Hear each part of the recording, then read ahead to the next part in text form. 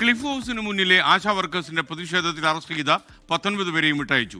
ജാമ്യം ലഭിക്കുന്ന വകുപ്പുകൾ മാത്രം ചുമത്തിയാണ് Thiruvananthapuram museum police case charge ചെയ്തും പിന്നീട് ഇവരെ വിട്ടയച്ചതും.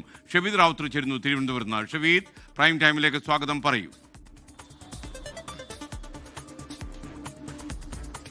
കഴിഞ്ഞ കുറച്ച് മണിക്കൂറുകൾ ക്ലിഫ് ഹൗസിന് മുൻപിൽ ആശാപ്രവർത്തകർ നടത്തിയ സമരം നമ്മൾ കണ്ടതാണ്. അത് നാടകീയ സംഭവമായി മാറുകയും മാത്രവുമല്ല അത് വലിയ പ്രതിഷേധവുമായി, പെരുമഴയത്തെ വലിയ പ്രതിഷേധമായി മാറുന്നതൊക്കെ നമ്മൾ കണ്ടു. ഒരു ഘട്ടം കഴിഞ്ഞപ്പോൾ പോലീസിനെ തടയുന്ന, പ്രത്യേകിച്ച് ഈ പോലീസ് മൈക്ക് സെറ്റുകൾ പിടിച്ചു വാങ്ങിയപ്പോൾ പോലീസ് വാഹനം ഏതാണ്ട് 1 മണിക്കൂറോളം തടഞ്ഞിട്ടേക്കുന്ന കാഴ്ചകളൊക്കെ നമ്മൾ കണ്ടതാണ്. ഏതായാലും ഈ വിഷയത്തിൽ ഇവരെ അനുനയിപ്പിച്ച് പറഞ്ഞയച്ചത് പോലീസ് കസ്റ്റഡിയിലെടുത്ത ആശാപ്രവർത്തകർക്കെതിരെ കൂടുതൽ നടപടി ഉണ്ടാകില്ല എന്നുള്ള പോലീസ് ഉറപ്പിലായിരുന്നു. മാത്രമല്ല മുഖ്യമന്ത്രിയുമായിട്ടുള്ള ചർച്ചയടക്കമുള്ള കാര്യങ്ങളിൽ തുടർ തീരുമാനം ഉടൻ ഉണ്ടാകുമെന്നുള്ള പോലീസ് ഉറപ്പിലാണ് അവർ സമരം അവസാനിപ്പിച്ച് വീണ്ടും സെക്രട്ടേറിയറ്റിന് മുൻപിലേക്ക് വന്നത്. ഏതായാലും മ്യൂസിയം പോലീസ് ഇപ്പോൾ ഇന്നത്തെ പ്രതിഷേധങ്ങളുടെ പശ്ചാത്തലത്തിൽ അത്ര ഗൗരവമുള്ള കേസല്ല എടുത്തത് എന്നുള്ളതാണ്. അതൊരു സമവായ നീക്കത്തിന്റെ ഭാഗം കൂടിയാണ്.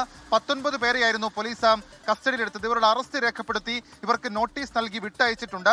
ഞാൻ മുൻപ് സൂചിപ്പിച്ച പോലെ ഗൗരവമുള്ള വകുപ്പുകളില്ല. പകരം സമരം ചെയ്യൽ, അന്യായമായി തടഞ്ഞുവെക്കൽ, അതിനപ്പുറത്തേക്ക് പോലീസ് നീക്കങ്ങൾ തടസ്സപ്പെടുത്തലടക്കമുള്ള ജാമ്യം ലഭിക്കാവുന്ന വകുപ്പുകളാണ് ഇവർക്കെതിരെ ചുമത്തിയിട്ടുള്ളത്. ഏതായാലും അതൊരു അനുനയ നീക്കത്തിന്റെ ഭാഗമാണ് എന്നുള്ള കാര്യം ഉറപ്പുമാണ്.